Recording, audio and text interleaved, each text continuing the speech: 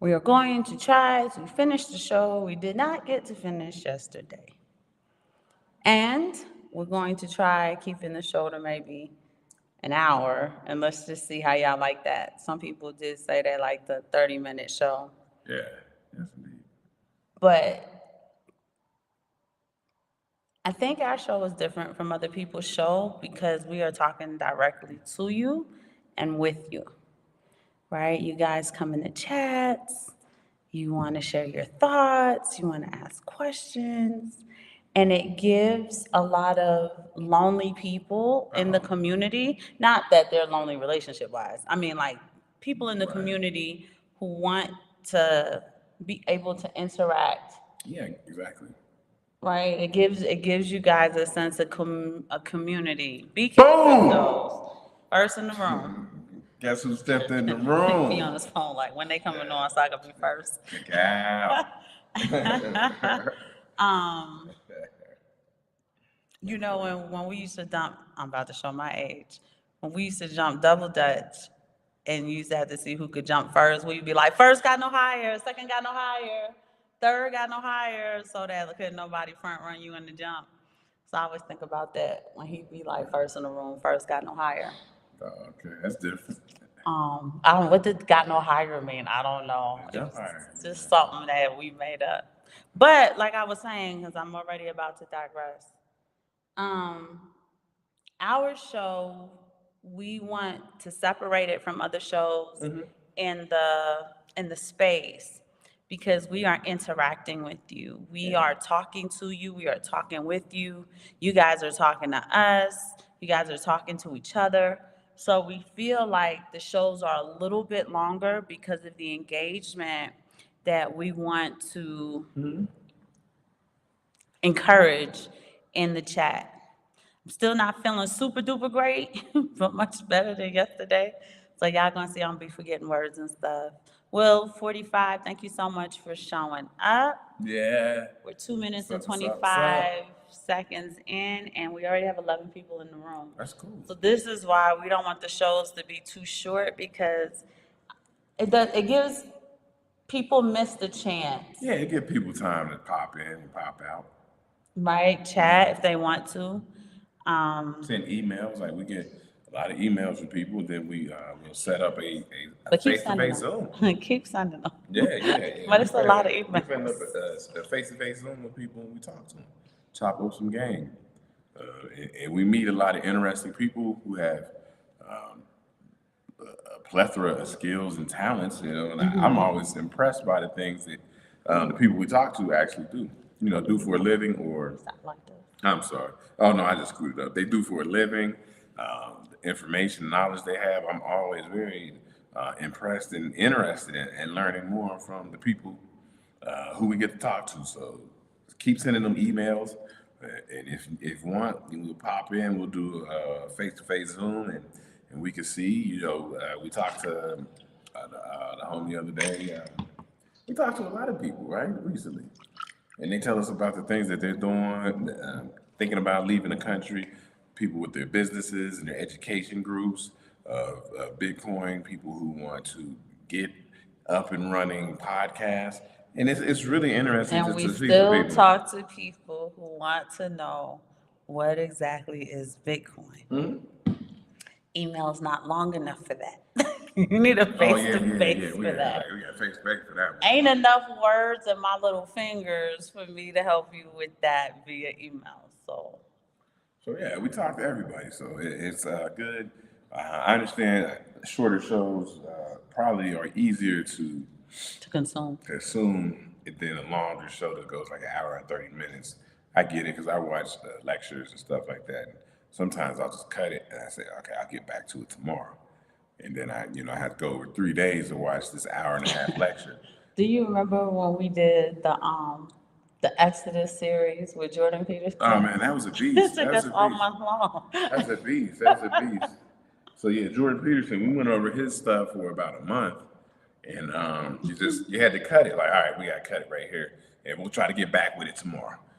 So we have longer shows. We apologize for that. I have been told by a close friend of mine, shout out to Roderick Lucas, if you are watching, Frank, is he related to Frank? Frank, yes, Frank's I think it's Frank, spelled different though, ain't it? Frank's nephew. No, I'm joking. Frank's But nephew. yeah, he told me to cut the shows up shorter. He told me to cut the shows up shorter. And I've heard that from a few people. So you guys in the chat room, let us know if we need to make shorter shows. Then we'll go about that. We'll make shorter shows, Differently. and if that's more consumable, you guys like that better. Now, you guys have been piling in the room pretty quick. We just want to wait till about there's 20, 25 people. We're at the 5 minute mark. There's 23 people in the room, so we're going to get started because we're going to pilot doing, let's try the hour. If they have to run over, it's cool, but let's just try it to see if they're like, the 30-minute show was okay, but we really did like the hour. And we do like engaging with you guys. We hope that you enjoy engaging with us. I don't know how many YouTubers you absolutely love that you could just sit and chat with. I don't think very many. So I do want to welcome Will Hobdy to the room. And y'all are family, right? We want this to be a nice family vibe. If your family came to your room, right, you would be happy to see them and you would greet them like, hey, cousin, what's up? What you doing? What's going on? So this is our room. This is our home. We're kind of welcome you into. And we do like to, give that special love to each individual cousin that shows us love in the chat. Yes, indeed. But let's get to it, right? Get to it. It's times of the essence. Essence. Y'all gonna say I'm messing up all types of words today. Double F.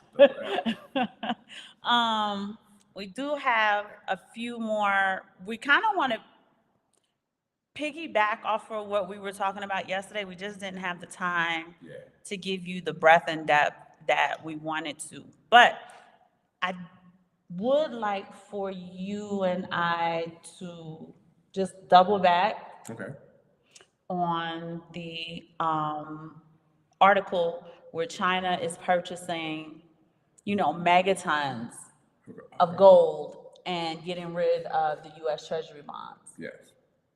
And we were explaining to them, they're getting rid of, I don't want to call it trash, but basically they're getting rid of the trash. It's worthless, and there's overexposure to trouble, right? Mm-hmm. And in exchange for it, they are literally saving in precious metals, which is what we've been talking about for a long time. And saving as an entire nation state. So they're saving for their whole country, all the people in the country, in gold. Yes. And so then that gives you an idea like, well, maybe I should have some savings in gold.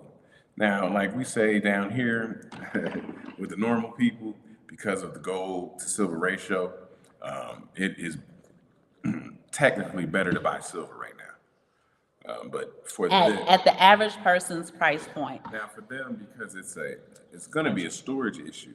If you bought that amount of silver of the gold that they bought, and they're buying hundreds of metric tons. So you can't, that amount of silver, because it's about 90 to 1. Oh man, there's no storage for it. There's no way. So people who have a lot of money will buy gold because it has a better storage of value. And I don't mean price point. It's just in those tenets of money where you have the visibility. Silver is better because you can have make smaller units of it. There you go. But when you need larger units, gold you have to go with gold, and this is a nation state, and it's China. So for my tech people, think about silver being your files, your documents. Think about gold being the compressor of those documents. It's like the zip file that'll hold all of that silver. Mm-hmm. Hi, Let Freedom Ring. Still not feeling great, but I'm feeling much better. What's up? Let Freedom Ring. We're gonna try to give you a more upbeat show. Yeah, Let Freedom Ring. What's up, Let I'm gonna forget all of the words in the meanwhile. Did we say hi to Will Hobdy? Yeah. That's how you know I ain't feeling good. Okay. So all right, all the cousins have been welcomed so far. So I was just explaining, right? When you see silver, think of silver as all of your documents, your files, your PDFs, and all of that.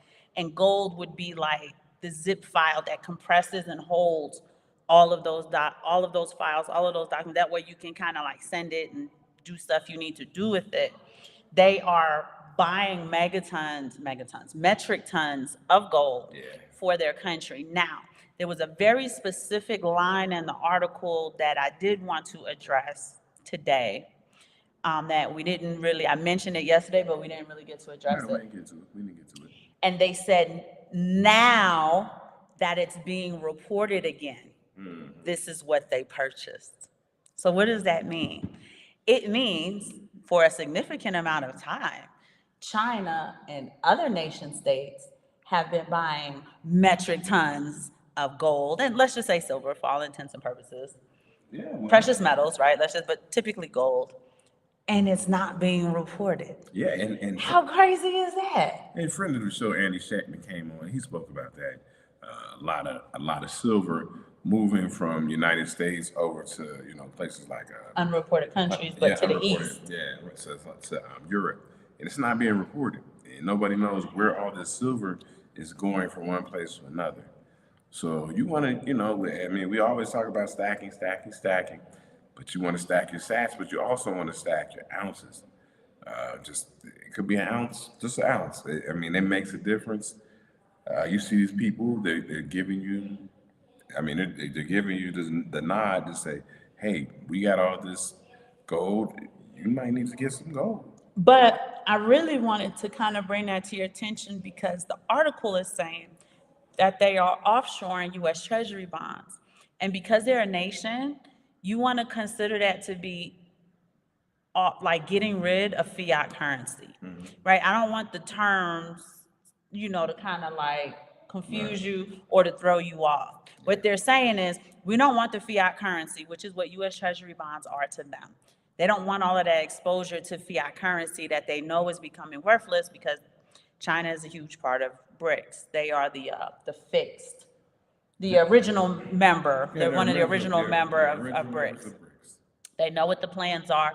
They know what they're rolling out. They don't want all that exposure to fiat currency. So they are saving in gold, which is what we were literally telling you guys. Buy Bitcoin, right? Buy as much Bitcoin as you can possibly buy, right? Let your head be anointed with oil. Let your Bitcoin cup runneth over, okay? Do as much of that as possible, but there's nothing wrong with saving in precious metals. And we wanted to bring up the reporting because there's a significant amount of movement of precious metals that's not being reported. And you have to ask, why aren't y'all reporting that? What is the point in moving hundreds of metric tons of gold from left to right, and it's like, shh. And so, conversely, if you talk about Bitcoin, I'm a big fan of glassnode.com. Yeah, And you can go over, transparency. you can go over there and see what is being moved around and on the blockchain as far as Bitcoin. So you have an understanding that if somebody moves something from an old wallet, if you go over there and you watch Soper, we did a show with Soper, and spend output profit ratio is what that stands for. You can see who's moving what. This is a new wallet that's moving Bitcoin from here to there, or they sold it, or it's an old wallet, and you can tell like, oh, that was an old wallet that moved. So you can see everything, the movement on Bitcoin. It's spend output profit ratio, SOPR. And shout out to Will Clemente because he put me on to that. He put me on to SOPR. He's a young gentleman, man, real sharp gentleman. If you could check him out, Will Clemente. Oh yeah, Will Clemente. He's a student. I think he's a student at Duke, I think he Duke University. put his studies to the side. I think he did, but yeah, and you might catch him on Pompliano's show. Let Freedom Ring said that's Glassnode's, correct? Glassnode.com. And I gave him Soper in the chat. So Soper. And there's other ways. The Glassnode is very extensive. There's other ways you can see what's going on in the movement of Bitcoin, and it'll give you a lot of statistics, analytics. It's a really good site if you're into that type of stuff. If you're not, man, it's kind of a headache to look at and read and understand. But check him out, Will Clemente, and our good brother Pompliano. And shout out to Pompliano. He's a former U.S. Military, United States Army. So this is what we have to look at. You have to see who's moving money where. And when we say money, we talking about gold. And like our friend from the chief said, put your pennies where they put their dollars. You see somebody moving gold all over, you say, well, I better get a little bit more From gold. one country, Better they're get a little bit having more it gold. flown or shipped in car. I don't know how they're getting it So now we, transported, shipped, right? oh yeah, and shout out, it's still Coin Week, right? It's still National Still Coin Coin Week. Week, April 21st to April 27th. So we still in that Coin Week. Get you some coins. Aaron came across a very interesting article where somebody had a 1990 American Silver Eagle. Oh, it's worth $2,000. Over $2,000. 19, right? So if you just sit on your coins, one day they'll And be at the time, they probably paid like maybe what, $11, $12 for it in 1990. right, Maybe right. $8 or $9 for it. I don't know, So but way less than 15. so sometimes it's slow motion when you're dealing with silver and gold. And it's appreciation. It's appreciation. So, you go. So what I like to do is I like to get a PGCS box that holds 20. You fill that thing up with American Silver Eagles. It could be Canadian Maple Leafs. Fill it up with the top tier, that tier one silver coin, Cougarans, whatever you want, Libertards. Libertards, and fill that thing up. And you never know. You look up like this person did, and it's like, oh, each one of these coins is worth $2,000. And I only need to get rid of one. Right, and so that you hold on to them, you keep them for your family, you pass it on. Hey, this is going to be worth something. You give it to them, and that's what we try to do. With the Bitcoin, we mix it up with silver and gold. I'm not big in the stock market, but we still do have stocks. We still do have a stock portfolio, but it's not anything that I put a lot of attention to. We spoke with the people at Fidelity. They tell us what we've done, and we're like, okay, thank you, and then we keep it moving. Right? We don't. Yeah, it's just a different part of our portfolio. Yeah, it's just a different part of the portfolio. Not big on real estate, but still have some.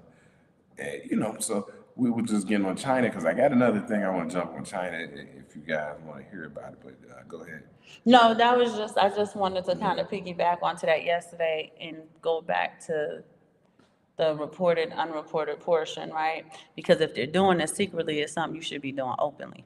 Yes. That's all I'm saying. And they're willing to move. I don't know if you guys can fathom how much a metric ton weighs, and it's pure gold, right? The way they pallet it up or whatever. And they're willing to pay whatever it costs to travel that through sea and time, because it surely ain't space, right? Through sea and time. And they're willing to spend the money and the time on that. And it should just give you an idea on its value. So that's all I wanted to say. We do have more news out of China. Oh, stat on China. China is the world's largest holder of.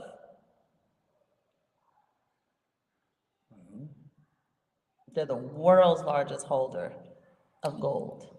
Oh, now they passed up India? Yes. Oh, okay. Right? So they're the world's largest holder of gold.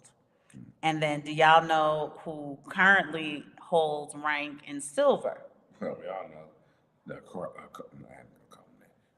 J.P. Morgan Chase. If we didn't live in Mexico, I would use that more, but I think it confuses people.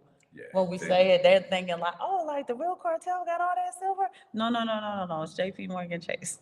Because you have to realize silver's secondary use on the market for industry, right? For your cell phone that you're looking at right now, or your MacBook, or if you have an EV, or if you have solar panels on your house, your flat screens, all of those good things. And the thing is that when you have your TV and you're like, yeah, we're getting a new TV, we're going to get rid of this one, nobody comes along, opens the TV up, takes the silver out in order to reuse it, or your cell phone or any other device or solar panel that uses the precious metal. It's like a one and done. So they understand how much those industries need that that silver, and what they're willing to pay in order to be able to manufacture and distribute their products. Yeah, so if for my silver people out there, if you watch the market and things like that, you will see the silver price rise and go down, up and down. And what you will notice is that the price may go down, but what you will see is premiums go up. And what happens is when you start buying silver, you're still paying the same price, right? You get a higher price in silver, you get lower premiums. You get a lower price in silver, higher premiums. So the same price is being paid out, right? You're gonna pay 30 something dollars for an American Silver Eagle, no matter what spot price is. And if you want to sell American Silver Eagle, you'll get that $34, no matter the spot price. So keep that in mind because you always have to keep an eye on premiums, especially in silver. If you are buying gold, keep an eye on those premiums because those premiums are pretty large. Talking about over $100 for the premium because silver is like 2,200. I didn't check the price today. Y'all check me on that. Not 2,200, not silver. Gold. Yeah, gold. Gold. I just wanted to catch that so gold. they didn't think like, so gold, silver 2,200. No, I didn't see silver today. I think But 26, also tell 26. them the little trick you taught me whenever I'm checking the dollar against the peso. How like when silver, like I'll know just by looking at one what's going on with the other. True. We did a show the other day, inverse correlation, and you can see that when the U.S. dollar is stronger, you can see precious metals a little bit weaker and down. And then when precious metals are a little bit stronger, you can see the U.S. dollar weaker and down. Also oil, so you see inverse correlation right there. So that intel lets you know you have to have your portfolio put together correctly because we need the U.S. dollar so that we can go spend and do things. Transactional purpose. Yeah, but that's why our friend Ricardo Hamilton said use it as savings. So don't put your savings just in your bank account. You might save in silver. You're gonna spend it. And then when it's time, you get a little bit, 25% return instead of 0.25, 25 basis points just by keeping it in a checking account. But everybody know if they put their savings in their checking account, they just gonna spend it. Yeah, You ain't saving nothing. Yeah, you got to spread your money out correctly. You need to have some cash in your home for emergencies. So that's just on deck cash for emergencies. You've seen that in the pandemic era. People going to the ATM, they're going to the banks. They don't have any physical cash. So keep some physical cash at your home for emergency. Keep your savings, keep your investments.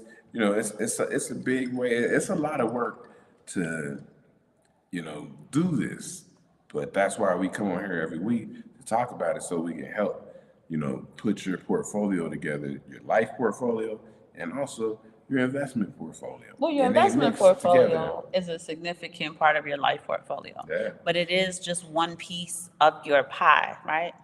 Like a pizza pie. For my New Yorkers out there, they pizza pies. Right? Huh? You want some pizza?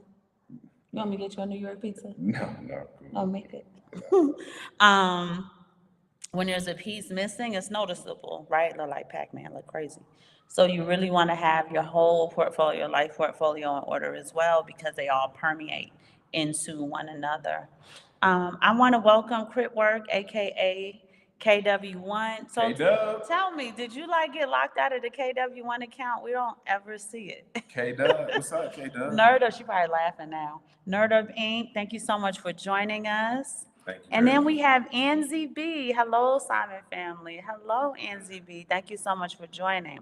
When the dollar goes up, Bitcoin usually retreats. So again, they're saying the inverse correlation for themselves as well. Yeah, on the trip. So you got to watch all three of them.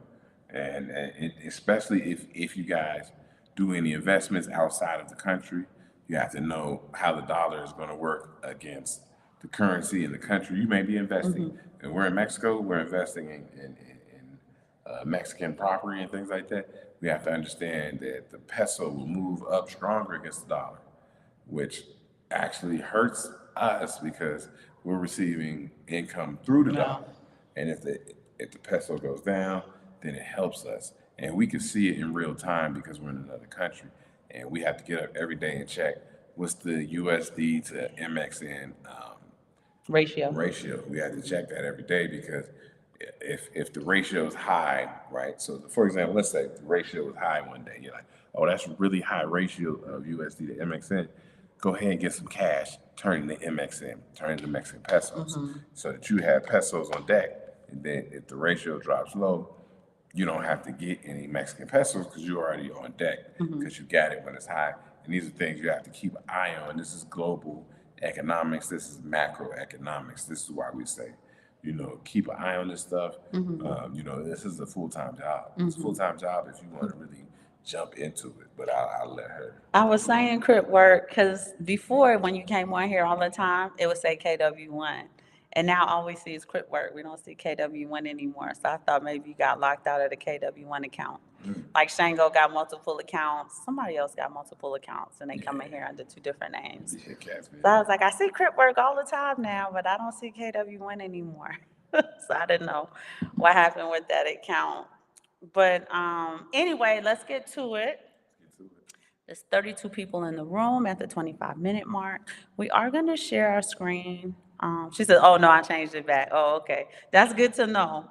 I just figured maybe you got locked out of it. But hold on, y'all, because we want to show you guys something really interesting.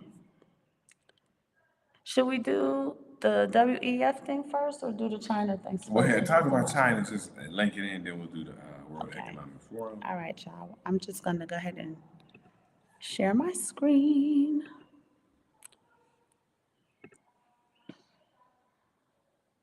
Okay, nope. Okay, that's not it.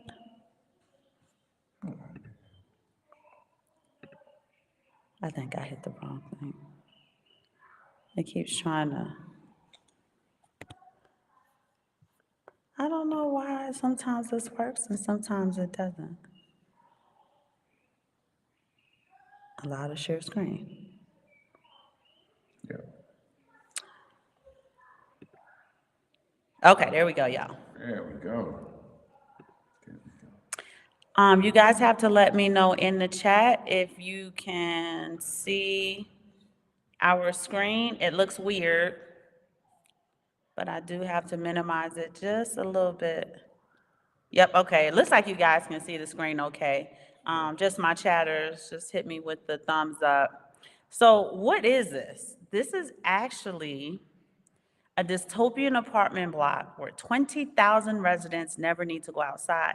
So China, and you can see that it was published on February 6th of 2024. China has already had it going, right? The first smart city. Smart city. And I told you they've been baby stepping y'all to smart cities. We'll tell you about our own experience here in Mexico City in a little bit. But look how crazy this looks. It looks like a building to me that they're about to demo and implode. Yeah, it's pretty tight. It doesn't look like the ceilings the ceilings are very high. I don't know. And it houses 20,000 residents. It can house up to 30,000. So you can tell that they're at least 80% occupancy. Yep. I don't know if you guys are going to be able to see the video. Just let them see the. I was just going to let them see if they can see the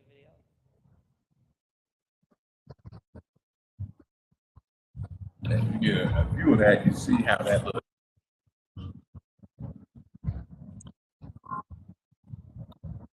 Got a very small balcony. 20,000 people live in one place. You do not have to leave the building. Oh, that was it, babe? Yeah, it's just. It was short. Yeah, okay. So read the thing about the people who don't have to leave.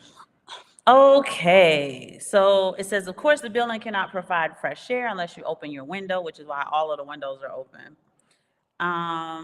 So you're probably gonna want to head for some air and stretch your legs once in a while. The amazing looking building stands 675 feet tall, offering 260,000 square meters of space, subsequently making it one of the largest buildings in China. The complex can accommodate, like I said, 30,000 residents. Right now, it's a little bit lower than 20,000. You're probably thinking, what amazing facilities does this building have to keep people inside? Well, this is very much dependent on what side of the building you live on. But whatever side it may be, you're going to find facilities just like you'd find in your local town, except they're inside the building. So there's a massive food court, barbershops, nail salons, medium-sized supermarkets, swimming pools, internet cafes. And this building is currently going viral on TikTok. While what is inside is certainly impressive, the sheer scale of the building is what is grabbing people's attention online. And I don't know if you guys can see my pointer, but these are your rooftop decks.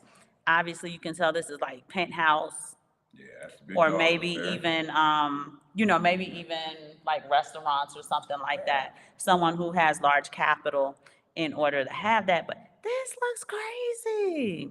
But let us show you a nicer look or a nicer view. So forget that picture we showed you. This is the picture from the ground. And when you can't see into it like that, it actually looks like a really nice building or like maybe a hotel. And it's called the Regent International Center. And you can see the young lady pointing upwards. I think that was it. Her name's Jasmine. She's a TikToker. This building was initially planned as a six-star hotel, but it's become a shared apartment As complex. she says, in the 32nd floor, there is a restaurant. Everyone can book a table, book a table. and you can see how pretty the restaurant is. So it's real in there. But these are smart cities that are coming. That are already in place. They're not coming. They're already in place. So you're going to be, we have spoken on it. There's going to be a smart city in, is it Dubai? That smart city is stretched out. So there's going to be a smart city in Dubai, similar to that one that they are working on. It's real out there. It's real. The smart cities are real. Let's see what our cousins are saying. Okay, so Nerd Up Inc. gave me the thumbs up. They can see it. So we want us living on top of each other with no privacy, right? Chinese mega projects. And Crip Work is laughing at Nancy B calling it China mega projects. Yeah, Right? it is. You live in the projects in China? Yeah. I'm like, yeah, I'm coming with my album out in about 2 years. But you see how nice that restaurant is? If you see these smart cities popping up like that, they won't be cheap. Like you're gonna have some Now money wait, hold on, to because live there. currently that apartment's only $210 per month. That building Right right now, and it's 1,500 local currency now. Yeah. right now. We had the experience, and this is when we were young. We lived in 2006. We lived in a building. What was the name of it? Okay. What about it? What happened to it? Remember we had the beautiful restaurant at the bottom? Yeah, that was And they it. were trying to open other little 2000. plazas inside of the building, so Yeah. we didn't have to leave either. 04, 05, 06. And then what they decided they wanted to do was build a streetcar to come to the building so that people can go to those restaurants inside of the building below us. And then they built a beer garden across the street. Across the street, I forgot about the beer garden, Beer garden. where Which is that cool. closed museum used to be. Yeah, I love a beer garden, but We weren't there at the time it of the just beer raised the garden. price, raised the rent. And it made it for like young, Young business people, Yeah, but people who have like real capital, right? The restaurant that we had at the bottom of, we were like 20, 23, 24 at the time. It was just Sean. Sean was like 4.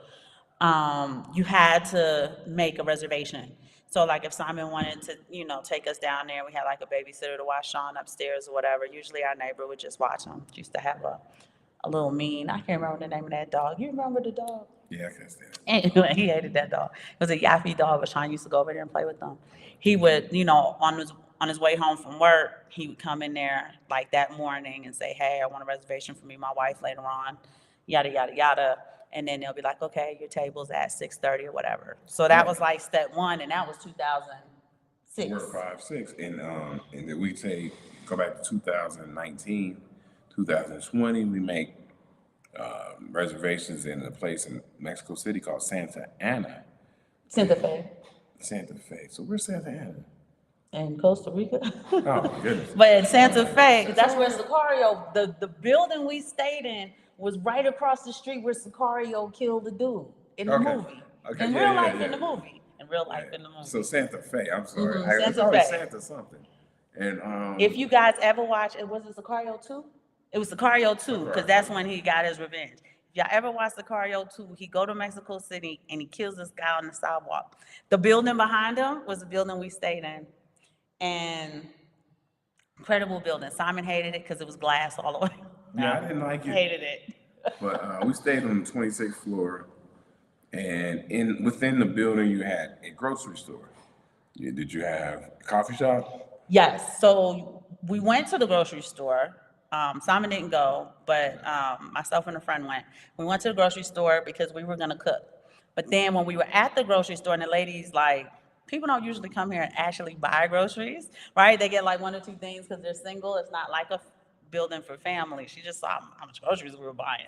She said, if you take this down to the second floor and like walk across the way, it's going to take you to City Market. And for those of you who are familiar with City Market's like an indoor pavilion with tons and tons of markets and restaurants and bistros and cafes, and it tunnels like into, because City Market's all the way down the street.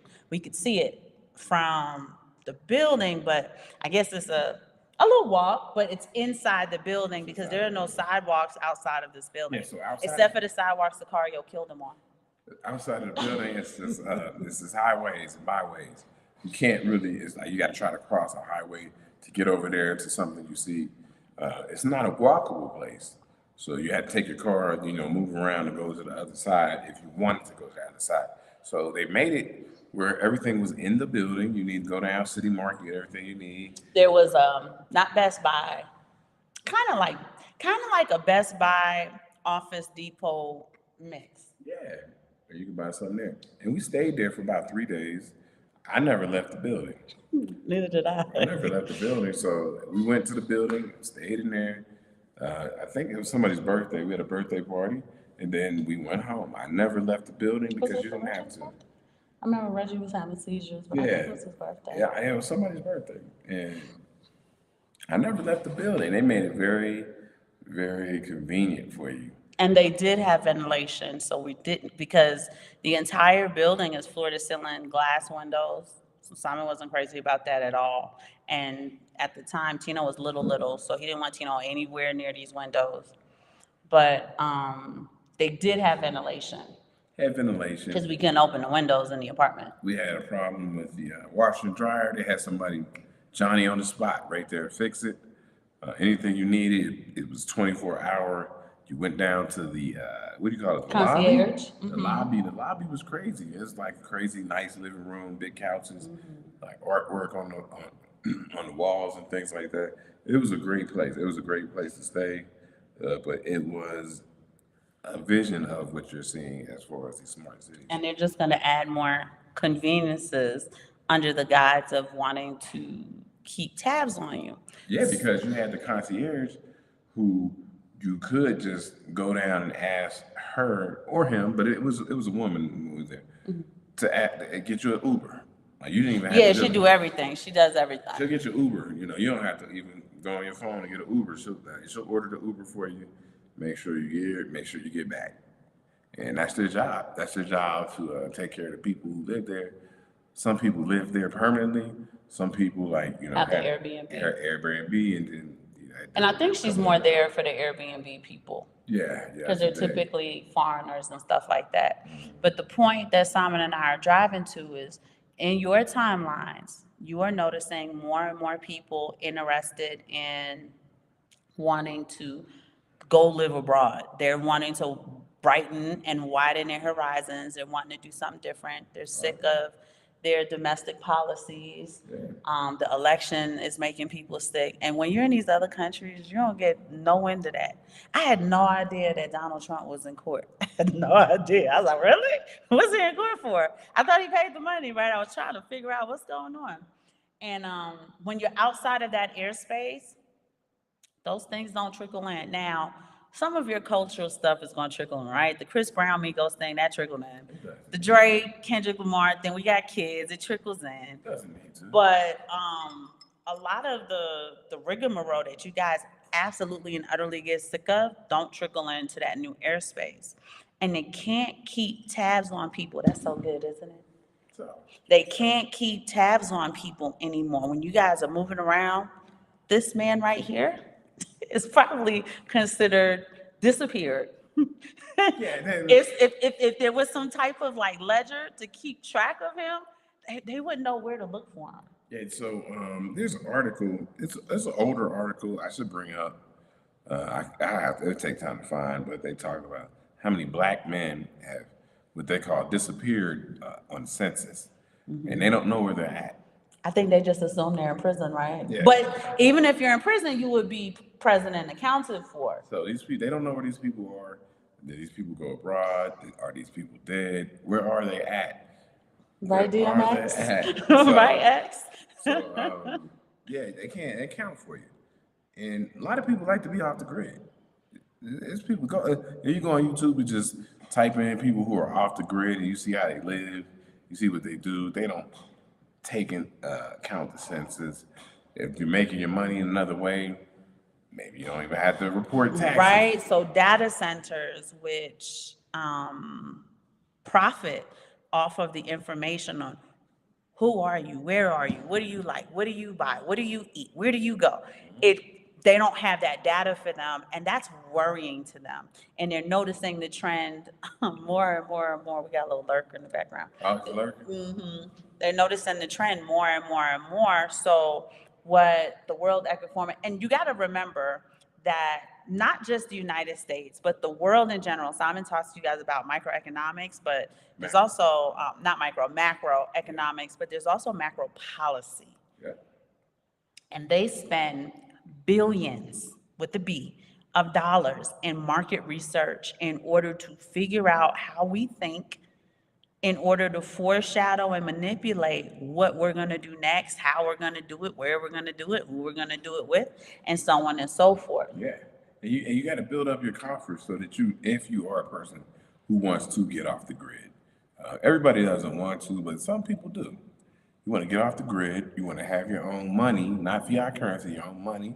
That's why Bitcoin comes into play, right? You can be where you want to be.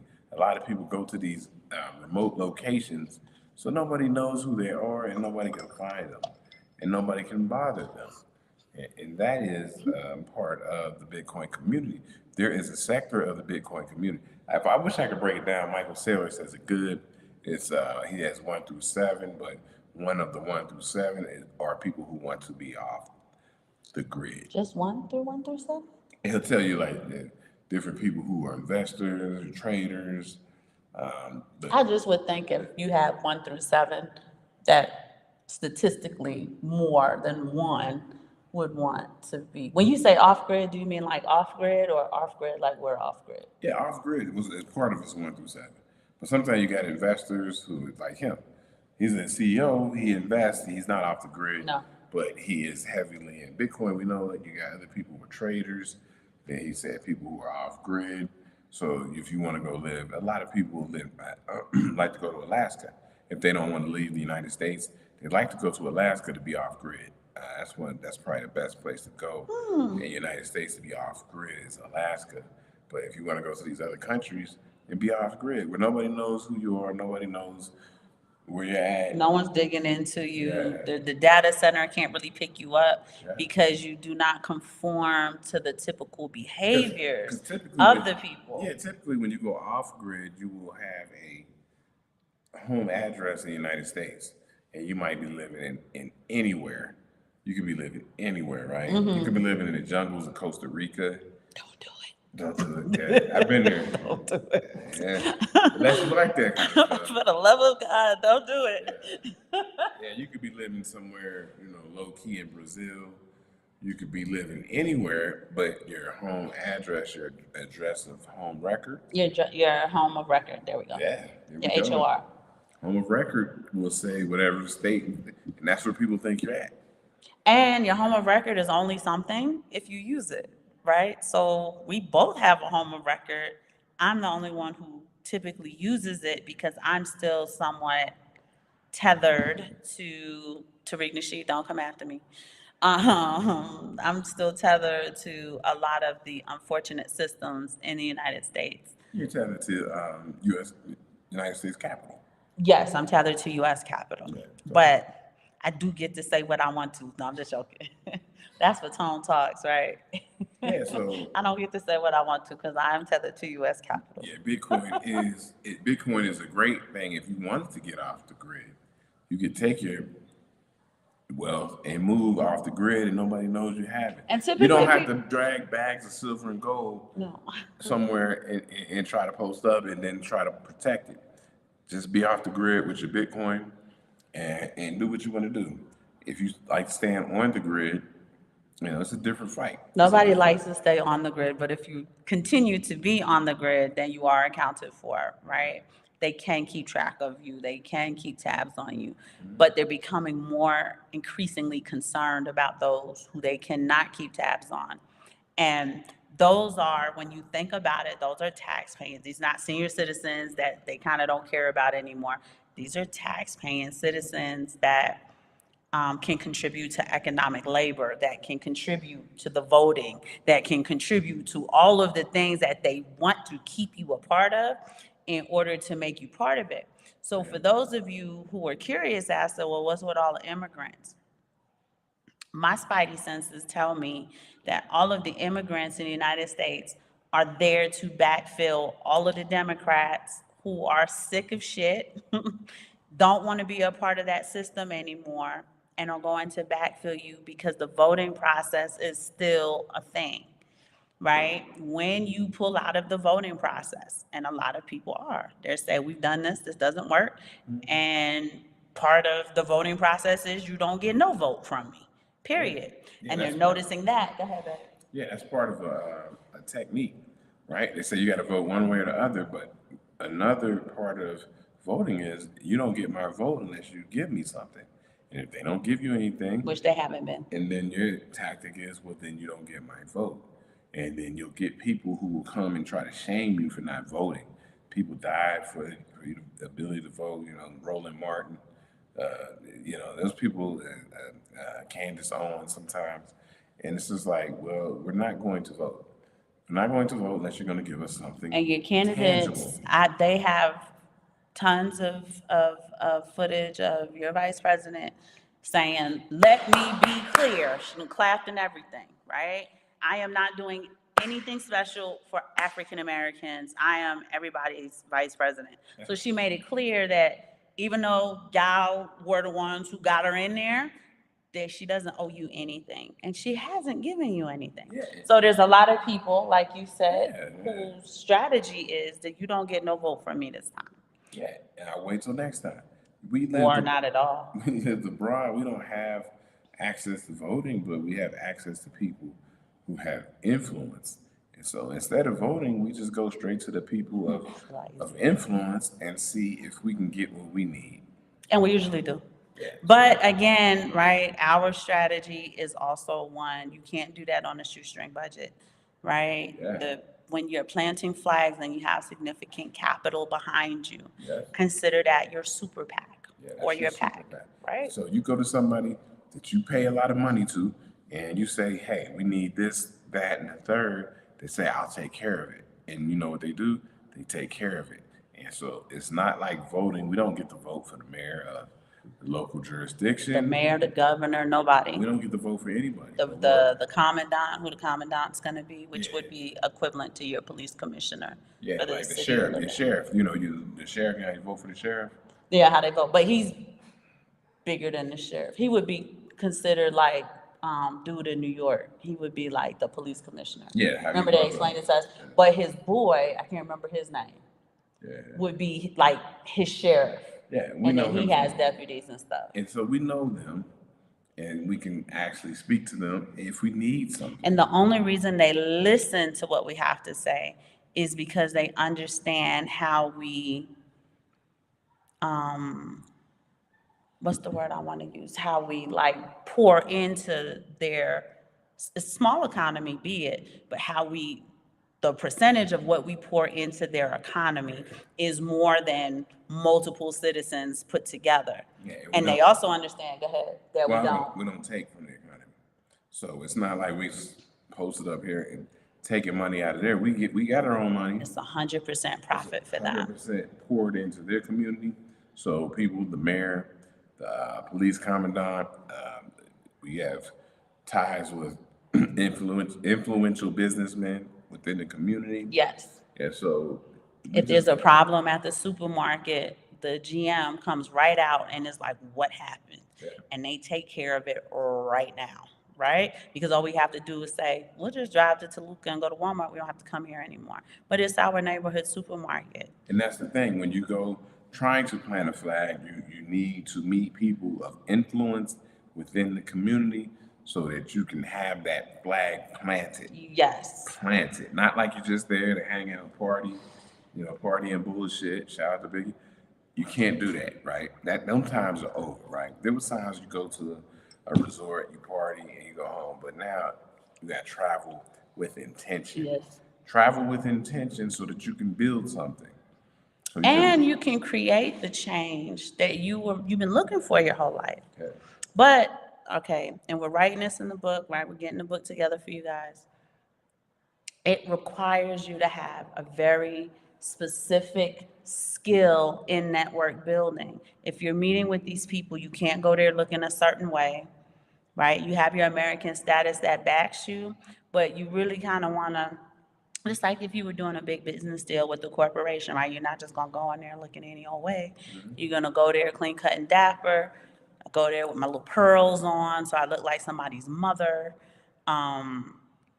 And that's how you do business with these people. And then what happens is a lot of times when you're really good at physical social networking or physical networking, they introduce you to the next person with capital. Because they're always trying to look to see what they can, like, oh, I got a cousin and he owns the gym. So the kids play at the gym that, a friend of ours who owns a restaurant, right? And it's this great chain that begins to build for you.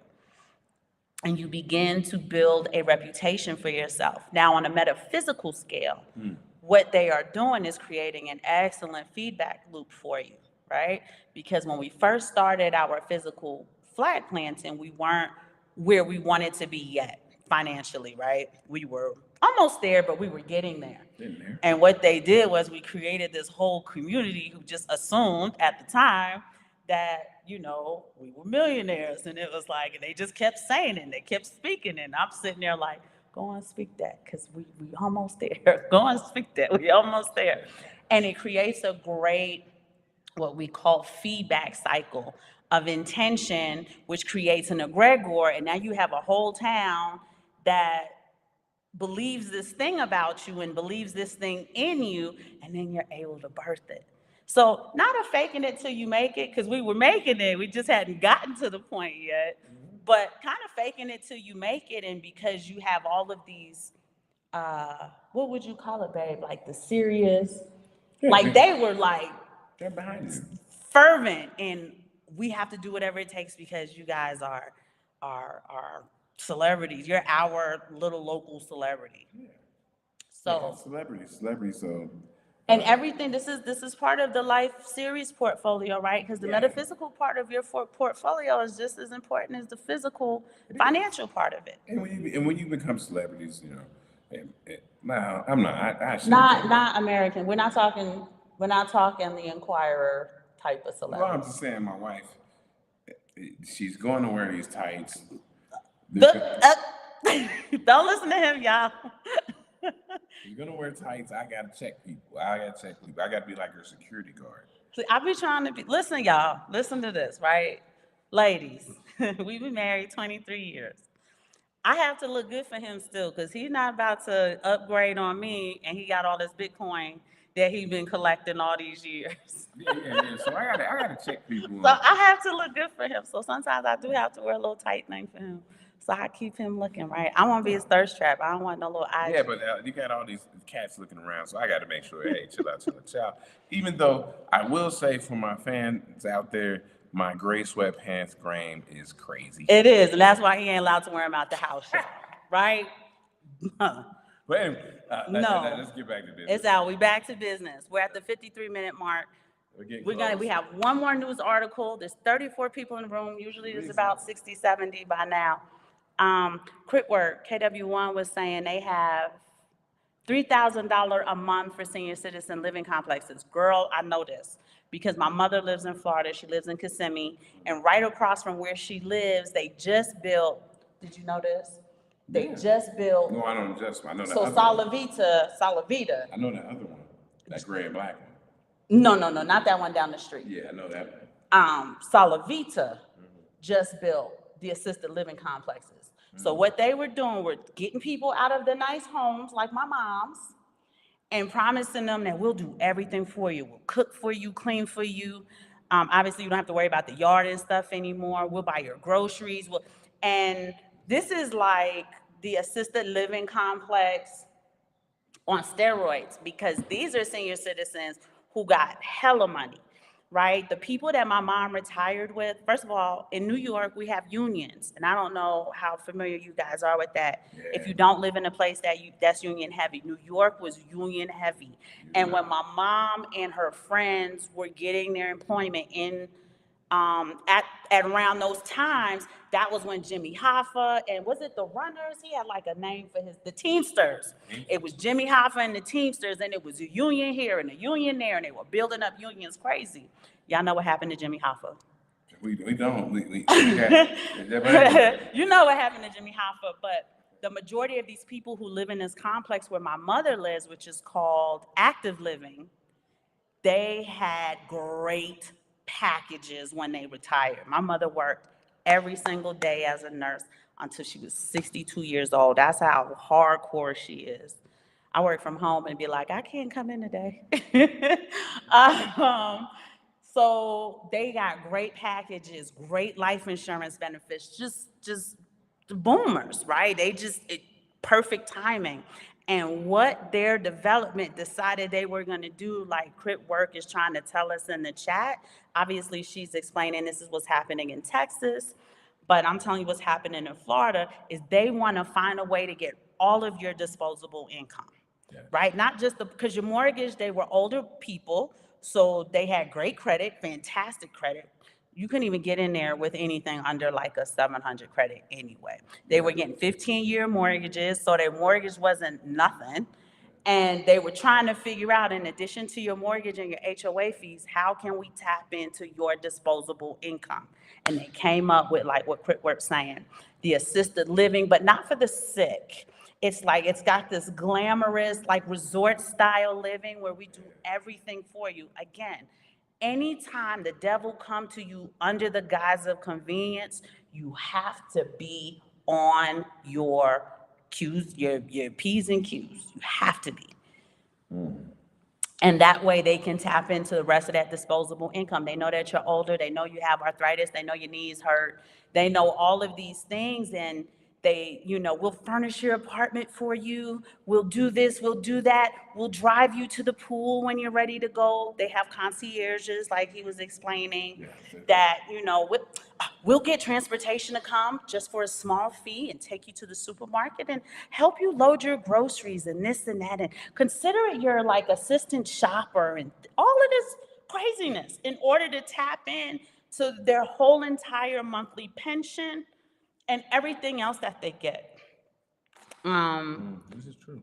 Yeah, she said it's an apartment complex on steroids. It's beautiful, don't get me wrong. And it looks like a resort, don't get me wrong. Because my mom was like, I want you to come with me. I said, I don't have to come with you anywhere. The answer is no. You're good, right? I will get a woman to come in and clean for you. They already do the lawn, they already do this, but your disposable income is for you to go shopping with the girls, have dinner, the grill. But you have to understand, everybody has different situations. Yes. So if you have a lot of ailments, like, my aunt ended up doing it. no, I'm saying if you have a lot of money and you don't have anywhere to leave it to. Yeah, I do. And that's my auntie's issue. Yeah. So what auntie did was she moved in, and it was so nice that she called my mom. She said, come spend the weekend with me. So my mom was just a golf cart drive and spent the weekend with her. And she was just like, this is amazing. And she was asking me, she said, Erin, because you guys know that my dad asked me to kind of keep up with that. And I said, absolutely not, because I already know what it is. Now, Auntie's situation is different. I explained that to her. She doesn't have people to help her like you have people to help you. As soon as you need a ride, your friends are like, come on, girl, we going. She didn't have that. Yeah, so. She wasn't as social as my mom is, and so on and so forth. So like you said, you're absolutely correct. It was a completely different. She does have my mom to help her. But if I'm correct, KW1, correct me if I'm wrong, sometimes you have to tie your home, the equity in your home. That's what she did. And your home into situations she sold it. Like that. She sold it. I don't know, but Auntie sold it, and her house was worth a lot of money because she was one of the first people who got to the development. And that's what they wanted. They got all of the equity out of the house. They just got everything. And while she does need all of that help, that's not a lie. She's not like my mom who's gonna Yeah, but cook. if She's she not doesn't, sociable if she like my doesn't have mom. anybody to leave the stuff to, might If as she well didn't just, have any children, might as well just use might it. as well just use it. Just use it. But crit work is right, because I was just getting here too, and Let Freedom Ring also said you're exactly right. Crit work is saying that they hit you with all the glitter and gold and then slowly start taking away. Like when the pandemic hit, all of a sudden it's like, oh, well, I know you girls like to play bridge in the lobby, but we can't do that anymore.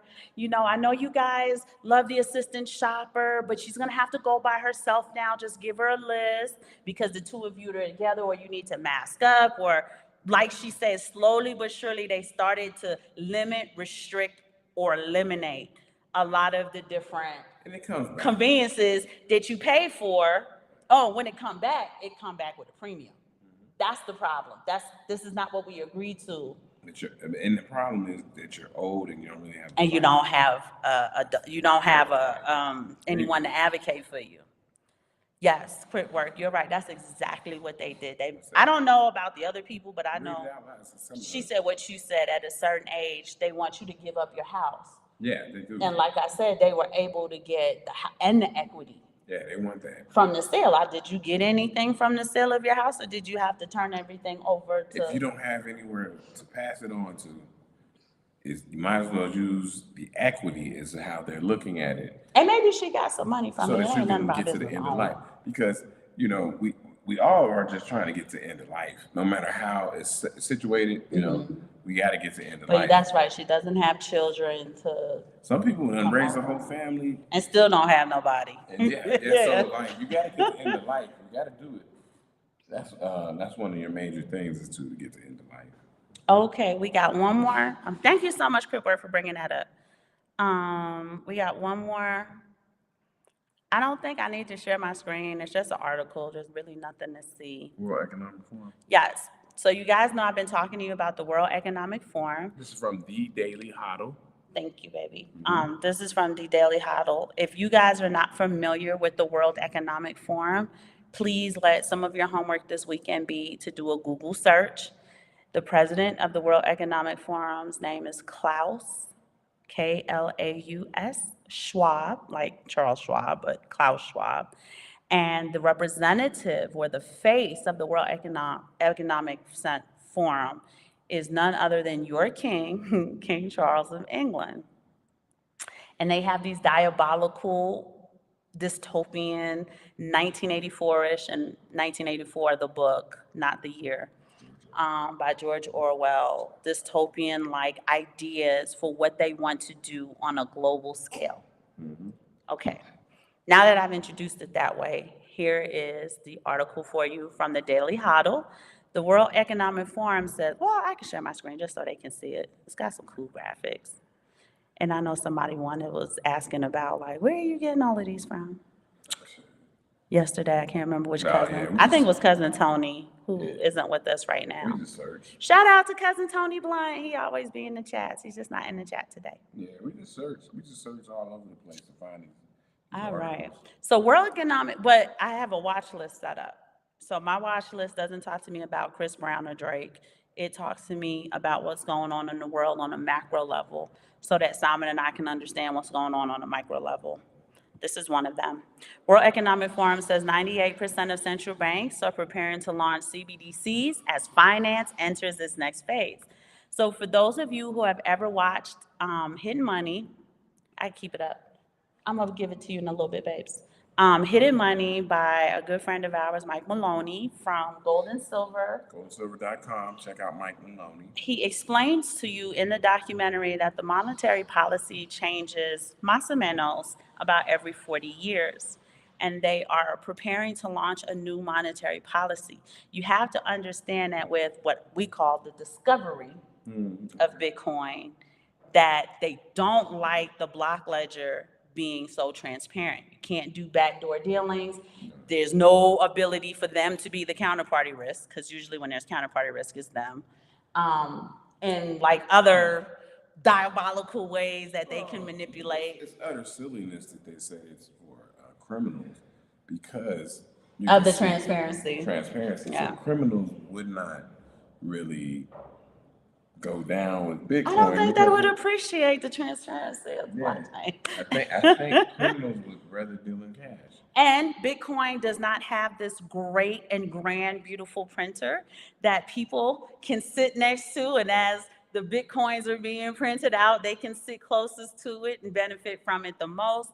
So they have a lot of issues with You talking Bitcoin. about the The cotillions? cotillionnaires, yes. Wouldn't it be cool if we had a Bitcoin printer? We just print out a little Bitcoin. Wouldn't be worth nothing, but.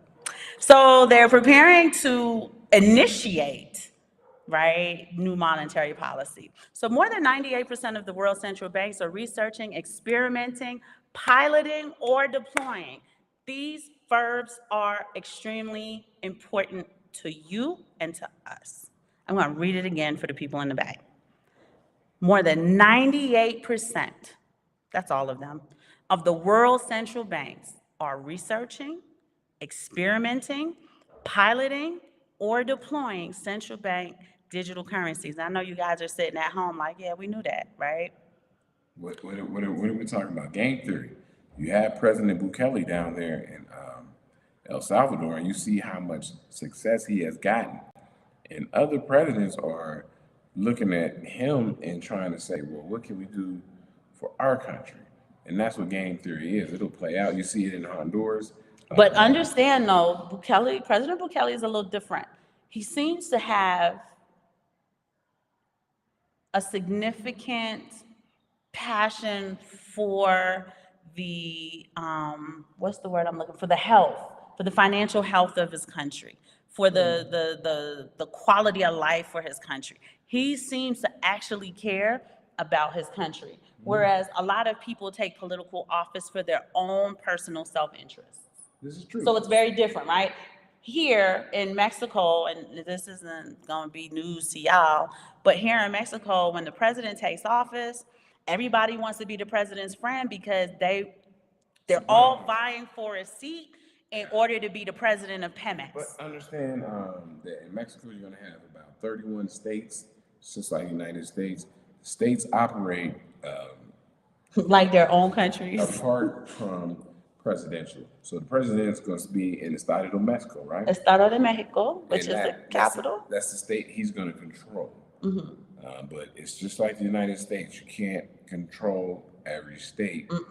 So they all vie to be his friends because they want to be in control of the other Or if areas. they don't like his policies, then they won't want to be his friends. But Bukele has control of the Whole island. whole country, country. 6.5 million people. He has control of the whole thing because there's no states to push back against them and all that. There's just San Salvador. San Salvador. That's all it is, but that's where he is. But I wanted to make the point with like the Mexican president because they all want that seat to be president of Pemex. When you get that seat in Mexico, you are an automatic billionaire. You're not a billionaire before you get there, typically, right? Because we've never seen Carlos Slim, we've never seen Carlos Salinas do it. But the person who gets that seat, that's like your lottery ticket. Yeah. And then how do you even get a job at Pemex? Somebody has to, and Pemex is their oil, it's their gasoline, and there's a monopoly on it. I've seen a Shell, I've seen a G500. Pemex is the monopoly So here. yeah, you're talking about two different things. You're talking about a very large country who has top 15 GDP. Yeah, but And I'm then, just going into how your political office is a way for you to get a comeuppance. You don't care about the people you're supposed to be because Mexico's in abject poverty and all you're trying to do is get that Pemex seat. And that's just one of many different areas that political puppets want to vie for. Whereas President Bukele is really like, I want to clean up the streets. I want to get capital in here. I want to turn, my home country, because it is his home country. His father's from somewhere else. He's from there. Yeah, so I want to turn my country into a high quality of living, viable, thriving, not surviving, thriving, geographical location. Yeah, and so It's very different. yeah, we could do a reaction video to the video that they put With out the on. jail. Not the jail video, but the video about him and how he came up as a mayor. Oh yeah, that would be a good show. We'll do that for you guys, no problem. So yeah, he's definitely, his father's from somewhere else. His father is Palestinian. and his mother is Salvadorian. His father was a polyglot. Is that what you call him? A polyglot, That's what his meaning father he can was. speak more than 3 languages. No, no, and no. His 4 and 5 languages? His father had 6 wives. Correct my word, man. Oh, I thought you meant a polyglot is someone who can speak more than 3 languages. He was polygamous. Okay, so he had 6 wives. There we go. Were they So wives or concubines? Or they he just said wives. wives? And he got all these other, He was polyamorous. so Polyglot. I thought he could speak multiple languages. When you told me that initially. No, he had multiple wives. That's hilarious. That's what he did. So, that's the president of El Salvador. That's his backstory. He's only 42 years old, maybe 43. He's our age. He's a very young man, but he's very forward looking. So moving on, the organization argues that wholesale CBDCs, which are restricted to large transactions between financial institutions, could address banking industry challenges related to interbank payments and security transactions. Notice that the industry challenges have nothing to do with the challenges of the people. It is how they can better profit. Central bank money is crucial for interbank payments and security transactions because it is virtually free of credit and liquidity risk and enables institutions to reach settlement, finality, and promotes financial stability. This is ideal for systemically important transactions despite the emergence of alternative payment instruments. So my question is, why aren't y'all using XRP? Isn't that what it was for? Wholesale central bank digital currency is a form, we know that could unblock new economic models and integration points that are not possible today. CBDCs promise to preserve the role of CEBM as a credit risk-free payment instrument by providing a foundational layer for digital payments of the next generation's financial market.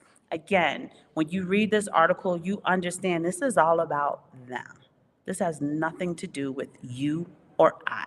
They don't care about the people. They want to know, how can we make more money? It looks like there's a wealth transfer and we're not getting our hands on it.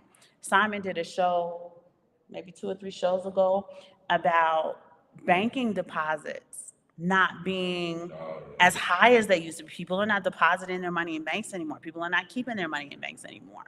The dollar's only value is the trust of the people. And as you can see, all around the world, they are kicking back that dollar. They're getting rid of it.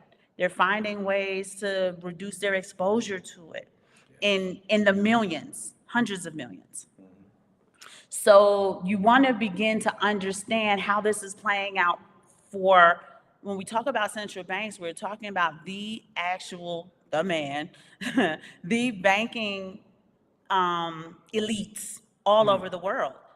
And they're panicking. Again, I want to know, if you want to improve cross-border transactions, why aren't you using XRP? Isn't that what y'all made it for? The organization acknowledges, however, that the legal and regulatory elements needed to make widespread CBDCs use possible have an unknown time frame. But what that should really read to you is that, and I mentioned this multiple times before, that the World Economic Forum had a timeline and they're way behind. That's true. God is confounding them every step of the way. Let me tell you, He's going to confound that devil every step of the way. It's true. It's true. All right, let's check. Oh, Cousin Tony, I shouted you out earlier. So if you watched the replay, you hear me. I mentioned you. So thank you for joining. John Thompson, thank you so much for joining us. That's a name I haven't seen. So welcome, Cousin John. Nerd Up Inc. Hit the like, people, if you guys can hit the like, if you guys could subscribe. My Twitter is so puny and pathetic, y'all. If y'all go in the drop down and subscribe to our Twitter. Simon is my media person. I'm the face of, this is all Simon's. Let me make this clear, right? This is his brand. This is his company, right? The consultation, all of this is his. I'm his face. But help me by, if you want to support us, we don't sell y'all anything. We don't ask y'all for no money, but we do ask you guys for subscriptions, sharing our content, and likes. We really appreciate that. Oh, the Colonel's here. Hey, Crazy Bronx Stein, Fulberg Colonel, so we give him his full respect. Or Colonel 06. Colonel Tyler, Full Bird. Hey, you may be on to something. Cursory pre-show followed by a more in-depth show format. Yes, and we're gonna like dig into that. I But didn't hear that. I'm sorry, I didn't hear he said this is like the cursory pre-show, and we would dig into more of what we just talked about. But Oh, again, the World okay. Economic Forum is so behind, I can't get the show going because I can only get a show going when they've, made some type of progress or announced something. And they don't want to announce things because they're behind and it shows, right? And when they're behind in their objectives and Yes. agendas, do you know that it reads as incompetency? And that's what they're trying to hide. That's what they're trying to cover, Yes, we're trying to cover up the incompetency. So the incompetency, right? That you can't yeah, get I'll this be on done. top of that. They have a clock in Switzerland, and the clock is supposed to count down to 2030. And the clock is like blinking red. It's nuts. I don't know how you can work in that room. It's a big, gigantic clock. It almost looks like the World Atomic Clock, yeah.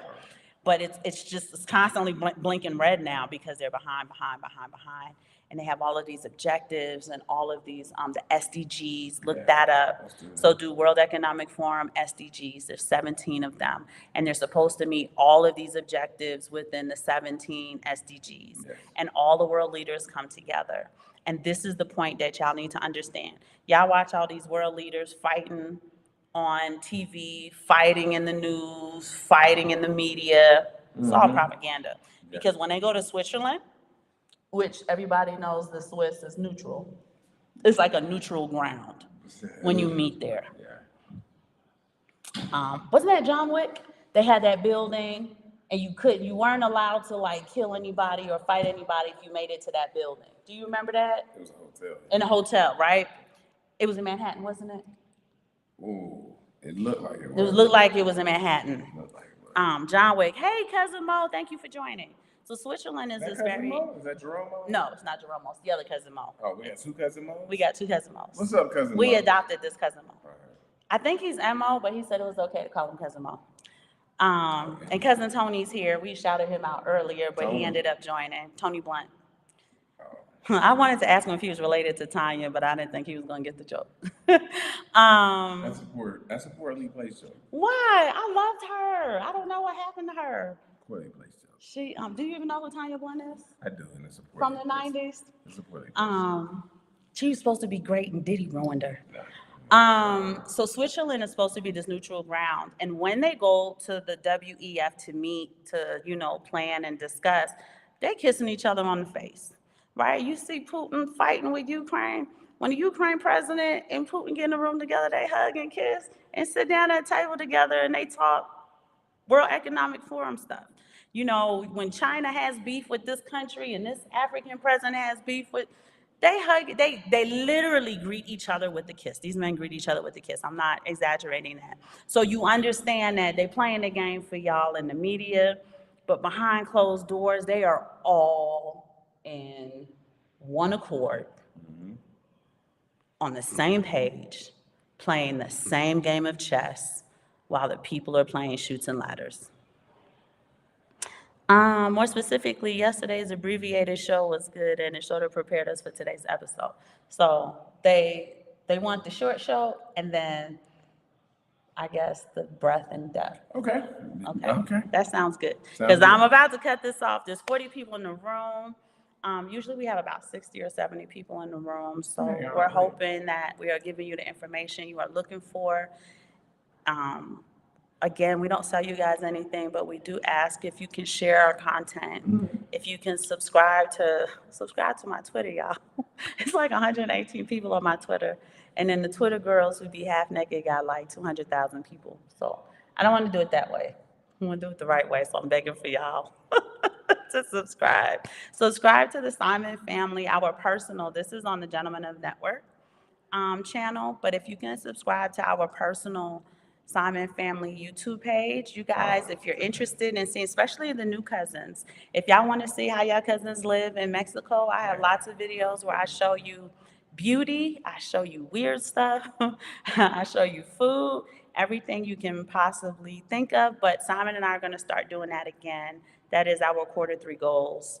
To head back to Mexico City, take you guys, show you when we're doing business, show you when it's leisure, show you when it's a bit of business and leisure, so that you can have an idea on what it's really like living outside of the United States and how much you can get done.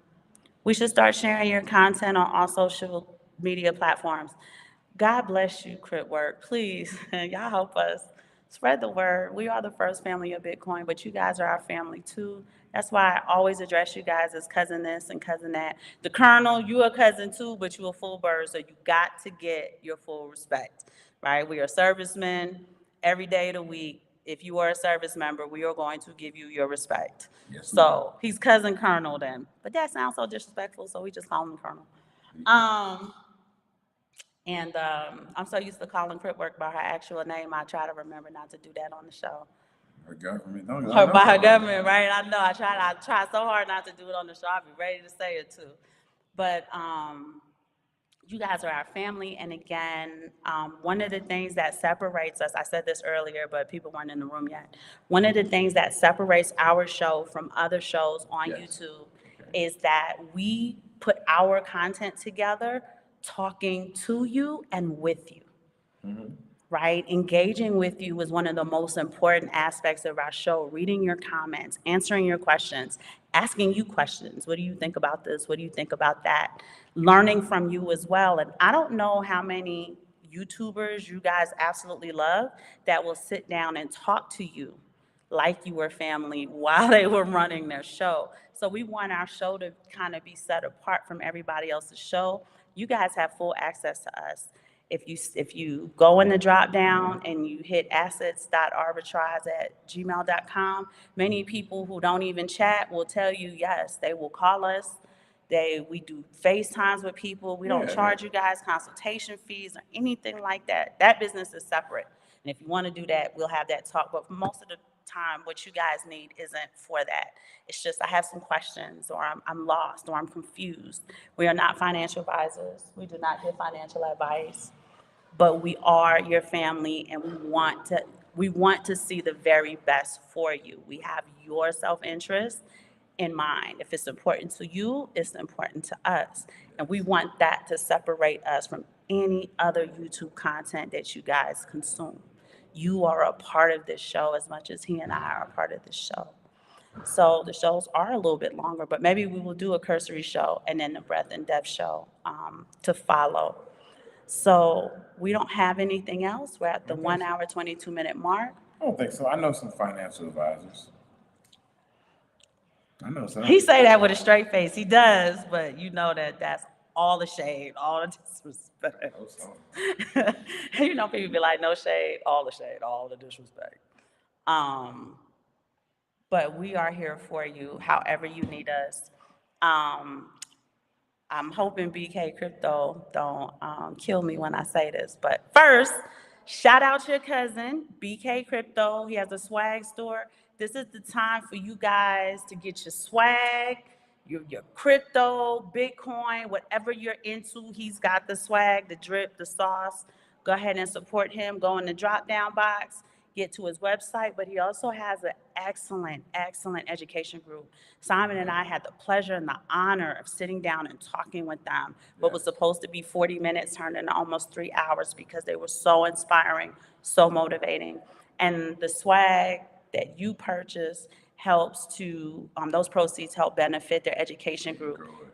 They are literally hitting the ground on foot in Brooklyn. Brooklyn Knights. For the Brooklyn Knights. Shout out to my people, right? They are getting financial advice. They're getting their lives back on track. They're understanding the right way to save money, the right way to invest. Yeah, man. Shout out to the friend of the family, Master Killer, East New York. East New York. Shout out to Master Killer, aka Jamel Irif. If you guys. Why you have to call the man government on? What if somebody is looking for him? It's on the album. It's on the album, so Mel I read from tells you. Now we're gonna be shouting out Dennis Coles. Oh, this is a good scavenger hunt for my hip hop heads. Shout out to Dennis Coles. But he's not from Brooklyn. He's not from Brooklyn. He's from the island of Staten. But I'm just shouting out Brooklyn. Oh, okay. Brooklyn. Shout out to the little car. Wasn't the Jizzle from Brooklyn? He's from Brooklyn and Staten Island. And the island of Staten, we get it. Shout out to Slip Quality, Fort Greene. Oh, shout out. Fort Greene, you guys over in Fort Greene. But then we can shout out like 1,000 hip hoppers.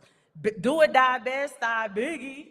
No, I'm just saying, I know. Marcy, Jay, we can shout everybody out. But I know Master Killer. So Oh, that's different. I just That's threw him different. out. I threw That's Master different. You know the Killer. Jizzle too, even though that encounter did end well. Well, we'll go. It ended up. But anyway, y'all, we out here just shouting out anybody. Anyway, back to BK Crypto and his amazing, phenomenal group. They give you a sense of community. So I am hoping that my cousin will allow me to every so often, when we do get requests where you guys are looking for some community, we can kind of introduce you to them so that we can have a nice round table and you can leave feeling inspired, motivated. They are incredible human beings. If any of you other cousins have crypto groups or spaces or anything like that, let us know, holler at us so that we can get all of the resources all in one place and we know what resources we can refer people to. If you're running a business, I'm happy to promote you any way we can. We just have to vet what you guys got going on, and what BK Crypto got going on is priceless. It is amazing, and I can't say enough wonderful things, BK Crypto, about you and your group. Come on, BK Crypto.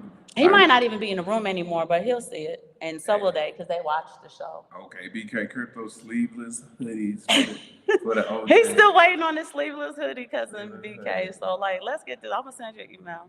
But Let Freedom Ring has been our longest supporter. So I want to show Let Freedom Ring all the love, because he's been there from the single digit shows, y'all. That's how long you've been. Yeah. Hey, family.